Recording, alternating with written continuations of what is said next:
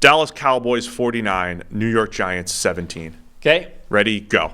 CeeDee Lamb was fantastic. The Cowboys offense generally was fantastic, other than one silly Dak interception, which was the only way that the Giants could possibly stay in this game, was if Dak Prescott melted down the way Josh Allen did in week 1.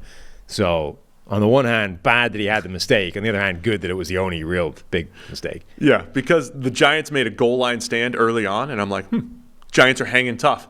And before you know it, you look up and you pointed out to me, I knew it was 28-0, but I didn't realize the Giants had 27 yards at the time. Yeah. So Dallas had more points than the Giants had offensive yards. And then it actually got worse. At the half. Yes. Yeah. Then it got worse. The Giants had fewer yards because they got sacked on back-to-back plays.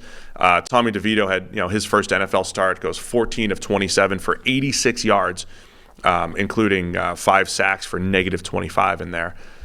Did throw a couple touchdowns and run for 41 yards, but mostly in garbage time, yeah. We talked about it. It was a 16.5-point spread when we recorded last week. Dallas feels like the type of team that dominates these games, and they did. Notable for me, you mentioned Dak's interception because you're a hater.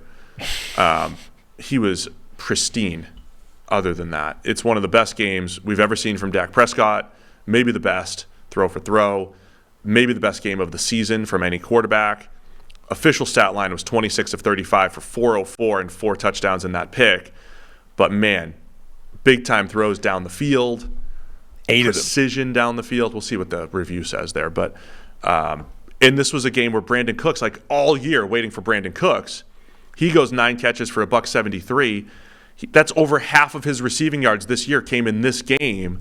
I know it's the Giants, but, man, if Brandon Cooks becomes the guy that he'd been for the last 10 years or so, that's huge for Dallas. No, it is. Yeah, look, the big thing for Dak was not allowing that one interception to become a problem in the game. Like, it was silly because it's literally the only way the Giants could have any shot in this game is if you turn the ball over to them a bunch of times.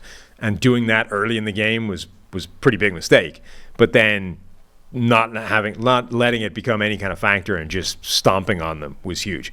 The other thing is, obviously, the star of this game was Tommy DeVito's dad. Yes. That man should have received the Taylor Swift treatment where, like, every play we're cutting back to the picture of Tommy DeVito's dad to see what his take was on it. He's the only human that I can remember, when you lip read, you could lip read his accent.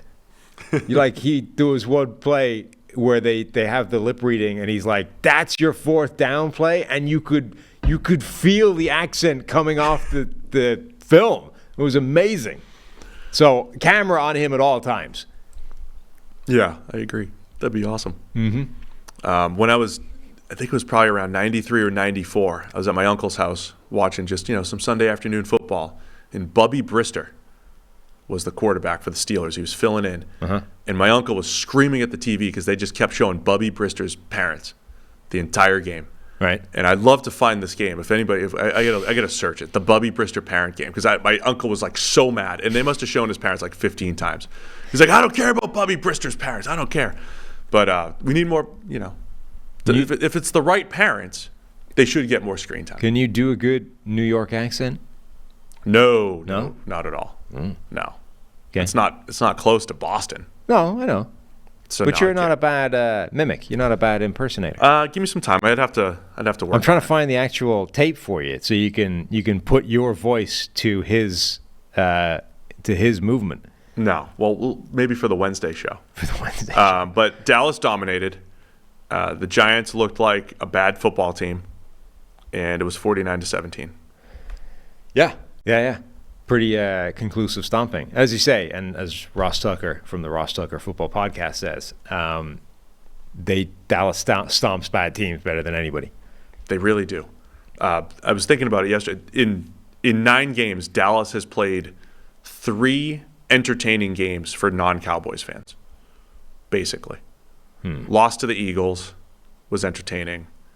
The Chargers game on Monday Night Football, and then maybe losing to the Cardinals. There's like a little drama there. Everything else has been a beatdown in either direction. Yeah. All right, I've had enough of that game.